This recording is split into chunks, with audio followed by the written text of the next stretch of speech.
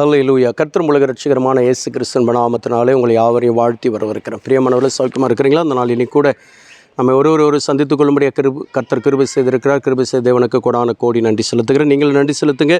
இந்த நாளில் கூட சங்கீதங்களின் புஸ்தகம் 26வது சங்கீதம் 8வது வசனம். கர்த்தாவே, உமது ஆலயமாகிய வாசஸ்தலத்தையும் உமது மகிமை தங்கிய ஸ்தானத்தையும் வாஞ்சிக்கிறேன். ஹல்லேலூயா. நம்முடைய வாஞ்சை எதன் மேலே இருக்கணும்? தேவனுடைய ஆலயத்தின் மேலேயும் கர்த்தருடைய மகிமையின் மேலே. ஆலயத்துக்குள்ளாக மாத்திரம் வாஞ்சை இருந்துட்டால் போதாது. ஆலயத்துக்குள்ளாக வந்தும் ஆண்டவரே உம்முடைய மகிமையை நான் காண வேண்டும், உடைய வல்லமையை நான் பெற்றுக்கொள்ள வேண்டும், உடைய அபிஷேகத்தை பெற்றுக்கொள்ள வேண்டும், உடைய வார்த்தை எனக்குள்ளாக கிரியை செய்ய வேண்டும், உடைய வார்த்தையின்படி நடக்க வேண்டும் என்கிற வாஞ்சையோடு கூட உள்ளே வந்து உட்கார வேண்டும். எதுக்குள்ளாக? ஆலயத்துக்குள்ளாக. இதுதான் ஆண்டவர் எதிர்பார்க்குற அந்த வாஞ்சையை கர்த்தர் நீ நாடுகிறாயா?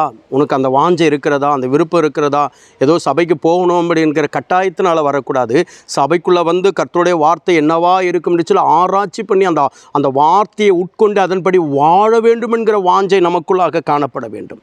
இந்த வாஞ்சை உனக்குள்ளாக இருந்துச்சுன்னா கர்த்தர் எல்லாவற்றிலும் உன் வாஞ்சையை நிறைவேற்றுவார், உன் ஏக்கங்களை தீர்த்து வைப்பார். செபிப்போமா?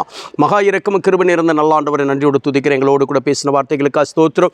ஆசீர்வதிங்க. எங்கள் வாஞ்சையெல்லாம் உடைய ஆலயத்தை குறித்தும் உடைய ஆலயத்தினுடைய ஆண்டவரை மகிமை குறித்துமாக இருக்க கர்த்தர் எங்களோடு கூட பேசியிருக்கிறீர். அப்படியே நாங்கள் நடந்து கொள்ள கர்த்தர் கிருபை செய்ய எல்லா தடைகளையும் கர்த்தர் உடைப்பீராக. இந்த நாளில் பிறந்தநாள் திருமணம் கொண்டாடுகிற ஒவ்வொரு அன்பு பிள்ளைகளுக்காக நான் ஜெபிக்கிற ஒவ்வொரு அன்பு பிள்ளைகளும் பிதா குமார் பரிசுத்த ஆவி நாமத்தினால் நான் வாழ்த்தி ஆசீர்வதித்து நான் ஜெபிக்கிறேன். நம்முடைய ஆசீர்வாதத்தின் கரம் கூட இருக்கட்டும். பெரிய காரியத்தை செய்யுங்க. விடுதலையோடு கூட நடத்துங்கப்பா.